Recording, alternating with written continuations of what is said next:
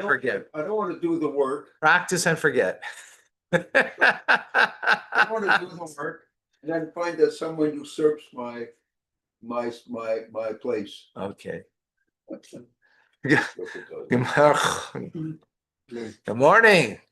Chumash and Rashi, Torah portion Eikev. We continue with the second reading. Practice with you while you're painting. All right.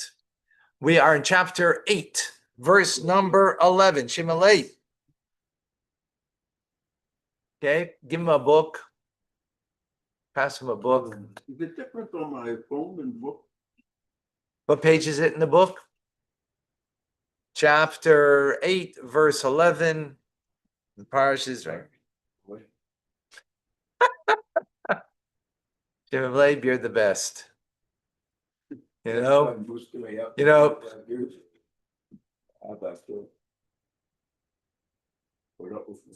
Okay, verse 7. Yishamer lacham. Be careful for yourself. Pentishkach, lest you forget, is Hashem Elokecha, Hashem your God, the vilti shamor mitzvah with and not heed his mitzvahs, umishpatav, and his ordinances, v'chukosav, and his statutory laws, asher anechi mitzavcha, yom, that I'm commanding you today. Penteichal v'savata, vatim toivas tivne v'yashavta, lest you will eat and be satiated, and in good homes you will build and dwell in them. 1194.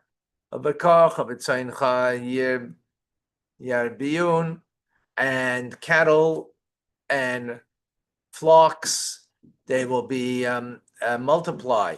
The chesed v'zav and silver and gold will become plenty for you. And all that you have will increase. Ram levavecha, and your heart will grow haughty. And you will forget that Hashem Elokecha, Hashem your God, the one who took you out in Eretz Yisrael from Egypt, to the land of Egypt, and base of Adim, from the house of bondage. Midbar, and the one who took you into the desert, Hagadol, this great desert, V'aneira, an awesome desert, V'nochash, that has scorpion, that has snakes, Saraf, vipers, and akrab, and scorpions, V'tzimoin, and thirst, Asher ein mayim, a thirst that there is no water, Hamaitzi lacha mayim, and it took and brought out for you water, Mitzor chalamish, from the flintstone, right? Fred Flintstone from the Torah, where is he? Right here. I don't know where Fred is, but the Flintstones at least are here.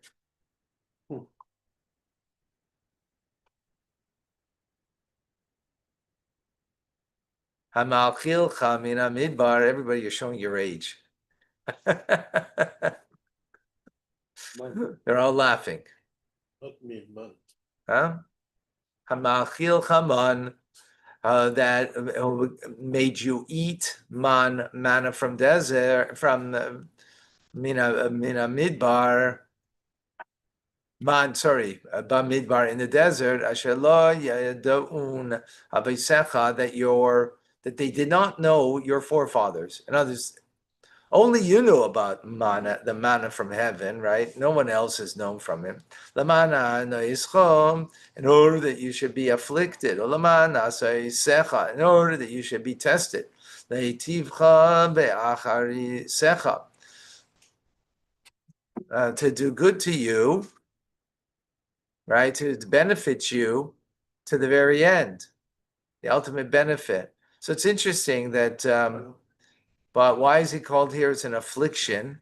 Rashi, why would it was affliction? Because I guess, people eat with their eyes and not with their stomachs, and with their eyes, they had 2 meals a day that looked the same 7 days a week. All looked the same. It tasted different, right? So in a sense, it's an affliction. I mean, that's how I'm understanding it. Because they did complain about it, if you recall. And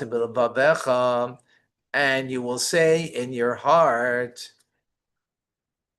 meaning you're going to say to yourselves, Koichi, my strength, the power of my hands, osali, made for me as a chayil lazem, made for me this chayil, translating over here as wealth, right? Usually chayil would be, chayil is a soldier, chayal is a soldier in the Israeli army, right? It means a power. Here he's saying it translates as wealth. How's he translated over here? Let's see.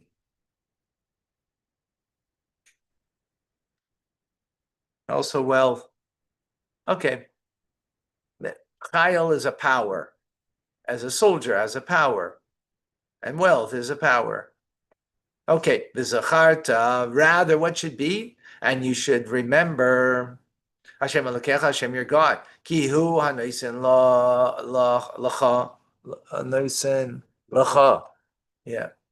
He is the one who gives to you koyach, power. Lasa is chayil, to make wealth. Laman hakim, in order that you should fulfill, as Brisoi fulfilled his covenant, that he swore to your forefathers, as this very day. In others, as he's doing to you today, right? Right, Shimon Leib? As he did to the forefathers. So God is one who gives us, right? In order that we should fulfill the covenant. In other words, he's giving you power that you can make your wealth, and your wealth is in order that you should use it for what Hashem needs you to use it for. Verse number 19, and it will be, if forget, you shall forget. This is Hashem Elokecha, Hashem your God. And you will go after other gods, and you will serve them. And you will bow down to them. And I'm going to make witness in you this very that you will surely perish. Perish, you shall perish. Lost, you shall be lost. Oh, Shkoyach Shmuel. Goyim asher Hashem Elechem Ma'avi. Half. Hagoyim, like the nations, Asher Hashem Mavid Mipnechem, that Hashem is destroying before you. Kain Ta'avaydun, likewise you're going to get destroyed.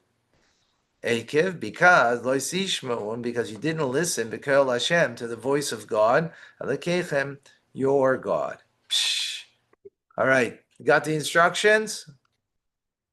Gotta listen to God. Gotta listen to God. Yeah. Serious business. Yeah. Okay, chapter number 9, verse 1. Shema Yisrael, hear O Israel. Ata oiver, you are passing. Hayoim, today is Hayard in the Jordan. Lavoi, to come. Lareshes, to take possession. Goyim gedolim, of great nations. Atzumim, and powerful. Mimeka, that are more powerful than you. Arim gedolis, great cities. Avatzeris b'shamayim, that are fortified to the heavens. Rashi in verse number 1. Yeah. That they're greater, mightier than you. Atatum, you're mighty. But they're mightier than you. That's interesting. Why does Rashi say that? Where's he even get that from the context over here? Huh? Where's Rashi get this from what does Rashi say this?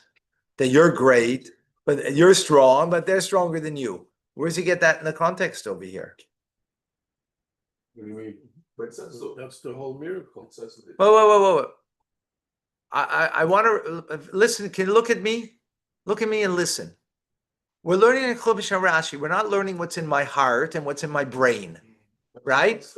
One second, right? So where in the context over here do we see that Israel, that the Jewish people are mighty, that Rashi would say that you're mighty, but they're mightier than you? That's what Rashi just said. He has to get that out of the words of either this verse or the context of what's going on over here. And not from anywhere, not like because, I happen to know this, right? So I'm asking a question.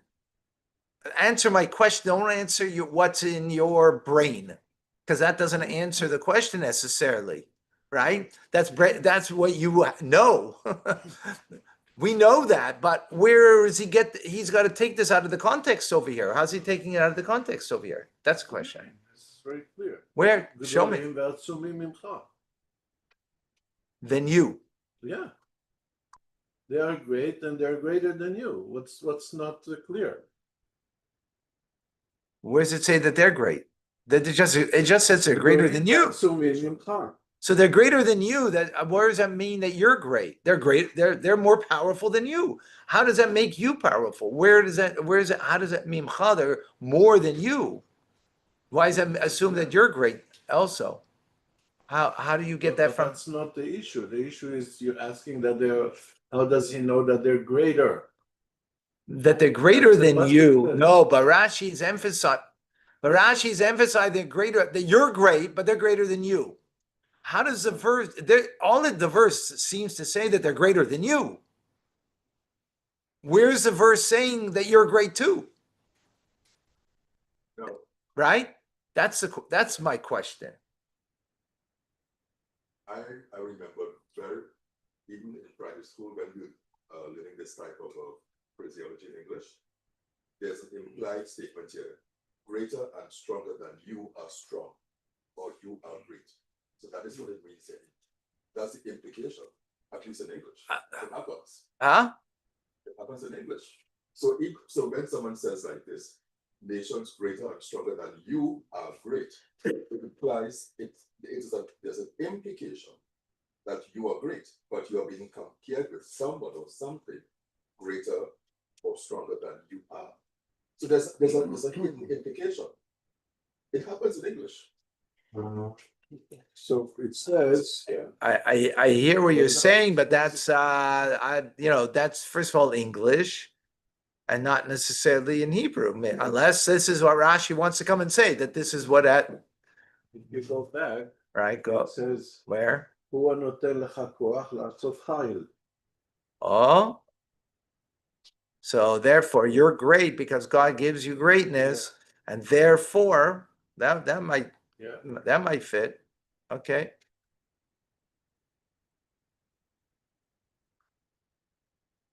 Okay, let's see verse number 2. Am Gadol, a great nation, Ba'aram, B'nei Anakim, tall, very tall people, Asher Ata Yedaita, that you know, Ata Shemaita, that you heard of, Mi Yatziatzev Lifnei B'nei Anak, and who will stand before the descendants of giants. Yedaita Yoim, and you should know today, Ki Hashem Elokecha, that's Hashem your God. He's the one who's going to pass before you. Who? He is a all-consuming fire. And he will destroy them. And he will subdue them before you. And you will take possession of Avatem, and you will drive them out, and you will quickly, as God has spoken to you. who's he talking about here? He's talking about Talking to the Jewish people. Talking about the Jewish people, right? No. Who are The Canaanites. The Canaanites. The descendants of a giant. These are the Canaanites, and that there's in their descent. Going back to Yeah, Canaanites, of course. Okay, let's see if there's anything.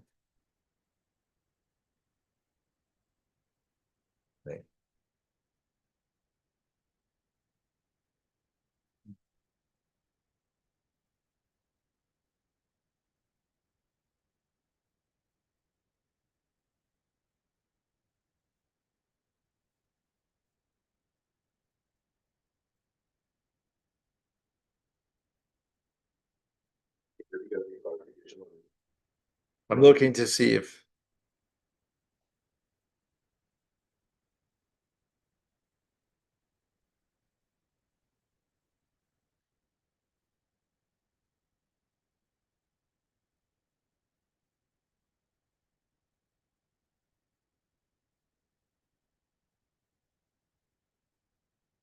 There will be a group of Canaanites that will come and claim their land.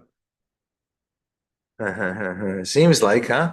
That's what they're trying to do. Old Canaan. Right. They're trying to claim that.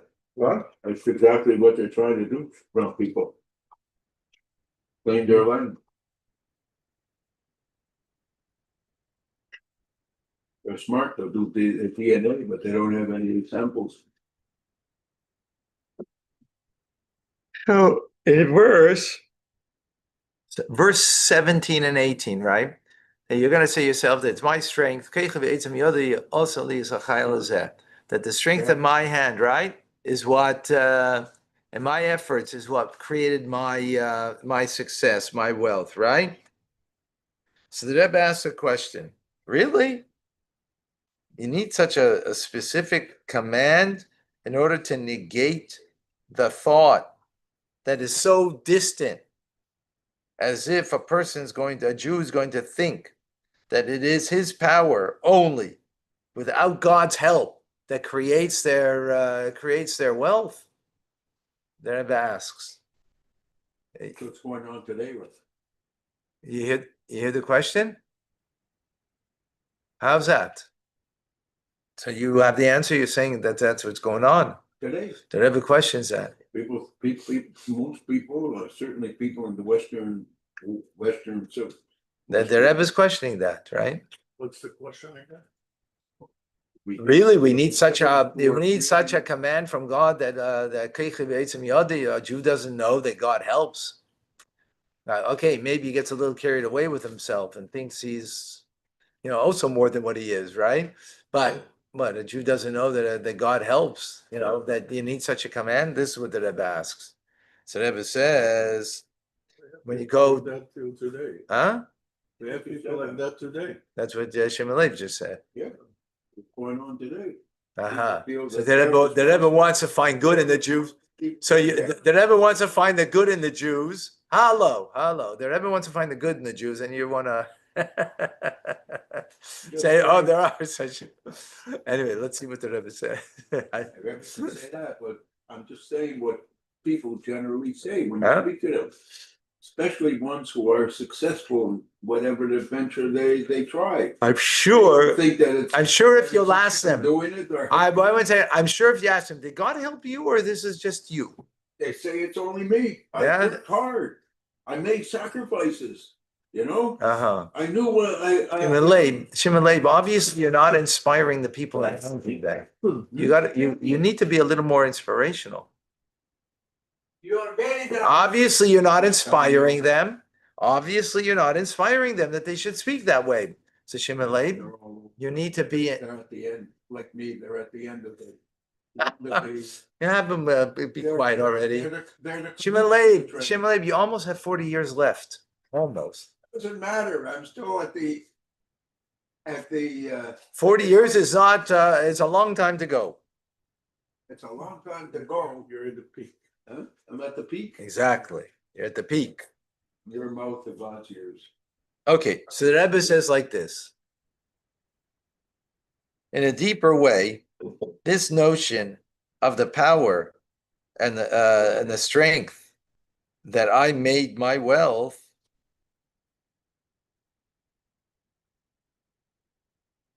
is not so so mufrach, as we will see when we understand more deeply.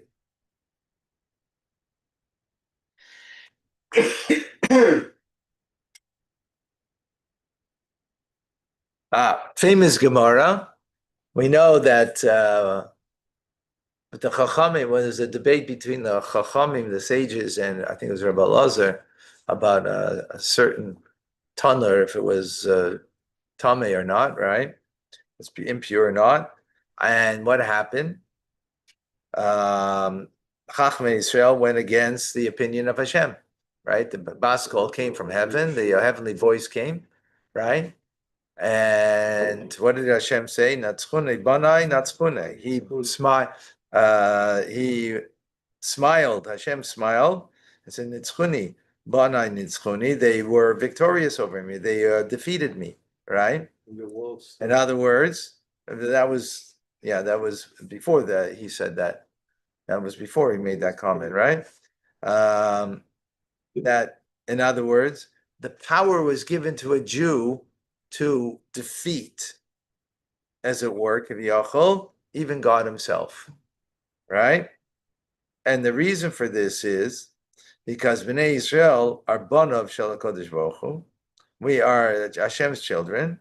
And if we know Yafa Kayacha Ben Mikayacha Av, that every father, every parent wants their child to outdo them, right? And greater is the power of the child than that of the father, right? Amen. Right? Follow? So it comes out of this. It's Keichev Yitzim Yodi, right? Is something we could think of, right? If we could defeat God in the opinion in the Torah, right? Anybody following what I'm saying? You following what I'm saying or not? You following what I'm saying? Can we be greater than God? Right? Not possible. Huh? Not possible. Yes, we defeated him in a debate. Defeat him in the debate. He's the one who's controlling what you do. He's not, you don't even exist. You said that many times. You don't exist even. Only God when you doesn't exist. when you study Torah and you reveal God through the study of Torah, so you are revealing the power of God that God gave to us, that is a greater power than him, than his revelation, than his manifestation. And therefore, yes, God was defeated in that we didn't follow his opinion. And God said, correct, that you didn't follow my opinion. Correct. Right? Hashem gave them the power to rule. Yeah. Right, to make the ruling in Torah and not listen to God. Right? So it comes out from that, right? A person can think, look at the power that we have, right? And since we have such power, you might think that we're able to, through our own strength, well, God's help, to make our wealth, right? And that's a mistake. In other words, since I have the power over God when it comes to Torah, so I might think that power also might extend to my wealth, right? And therefore, I've got to do what I got to do. Yeah, obviously, it's not that you don't believe in God, but God gave me the power that I got to do it, right? So you might extend it to your wealth, where it was in the area of Torah. You might make that mistake. Therefore, the Torah comes to tell us, remember that Hashem is the one who gave you the power. As Chassidus explains, Yafa koyacha ben mikoyacha av, greater is the strength of the child than that of the parent. But that itself is because Yafa koyacha ben mikoyacha av, because the greater strength came because of the father. Not in spite of the father, because of the father, the child has the greater strength. So we have to recognize that, and that's what the verse is coming to tell us over here in a deeper way. Wow. Is that a whole different twist that Rebbe gives to the Shemaya? Wow. Huh? We were told that by the strength of Strength of your brows and the bread, so you have to work. You have to make an effort. That's not the issue over here. Is it my power?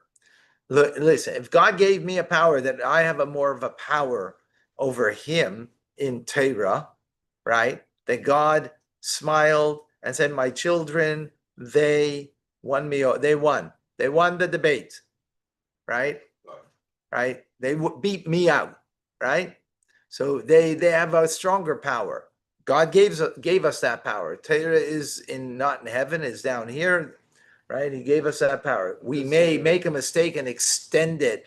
That therefore, when I have to, by the sweat of my brow, I have to work. I made the effort. I put in all the blood, sweat, and tears. That I'm the one who created my wealth, right? After all, Torah gave me that power that I have to do that, right? I have to make the vessel. So we have to know that even that power that I have, right, the greater is the strength of the child than of the father, because it came from the father. So in other words, it came from God, that power that I can have a greater strength, right? So therefore, the Torah has to come to warn us, to tell us that we shouldn't make that mistake, right? But Kochi Odom Yadi is a singular, and the power of being able to rule over something, it's a bedin. They have to have few rabbis. It's not that's one person could not do that. Okay, but that's what he says. You might be able to make the mistake, right? And thinking that from there that extends, right, further. That's Banai, Natzchuni, they have the Banai have the power, right? Yafa koyach ben mikoyach av, right? That's not that's not That's the right. So, but that's the power that was given to Bnei Israel as Banim Atem Lamakom. That, but the mistake you can think, therefore it extends elsewhere, and no, it's Mikayach Av. Amazing, amazing. All right, folks. See you in a few moments. Thank you. You got it. Yeah.